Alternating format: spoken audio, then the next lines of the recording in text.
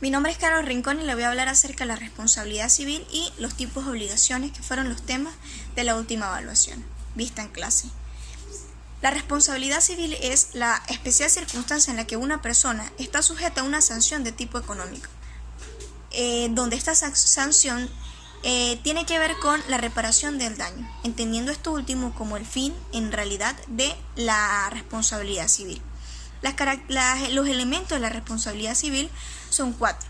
Primero, que exista un incumplimiento, una obligación, que exista un daño, ya que si no hay daño, pues no hay nada que reparar, que exista a su vez una conducta culposa y que exista una relación de causalidad entre el daño y el incumplimiento.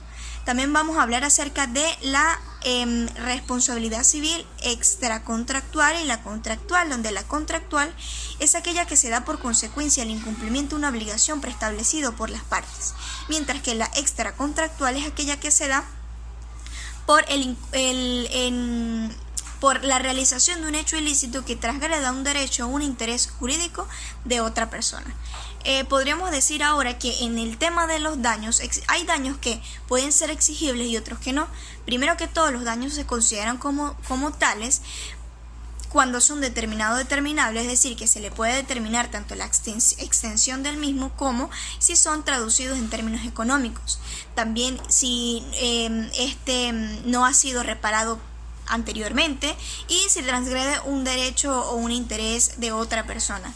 También tiene que ser cierto, es decir, que debe suceder bien sea en ese momento o más adelante, pero con la seguridad de que sí va a suceder, abriendo pie o paso al tema del daño futuro. El daño que puede ser exigible es como por ejemplo el previsible, que está establecido en el artículo 1274, donde también establece su excepción, que habla de que a menos que se haga con dolo, el daño imprevisible puede ser exigible. Por otro lado, otro tipo de daño que no es exigible es el eventual, a menos que suceda. Entonces podría ser, más bien pasa a la categoría de daño cierto. Por otro lado, voy a hablar acerca de los tipos de obligaciones.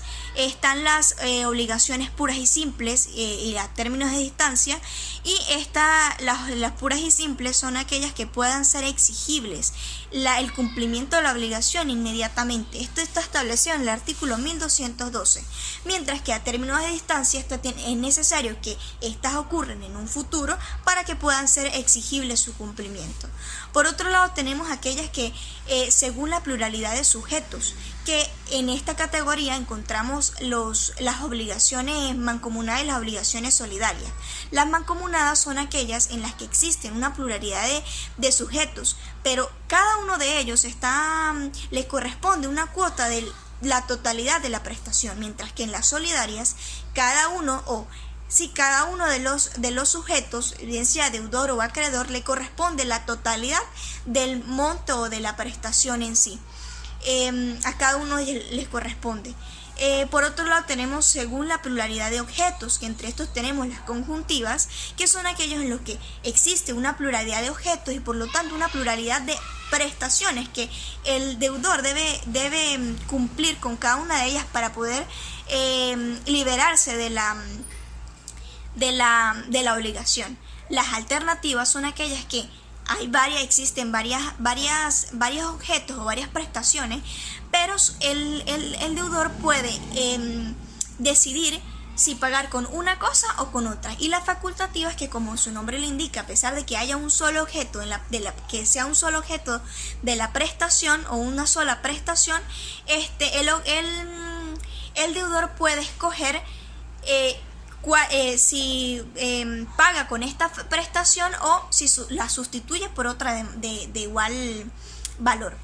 Por otro lado, también están las que tengan que ver con que el objeto sea fraccionable o no, y aquellas que tienen que ver si del valor o que son pecuniarias, es decir, es simplemente dar el monto de un dinero en específico o el equivalente en cuanto al valor de la prestación.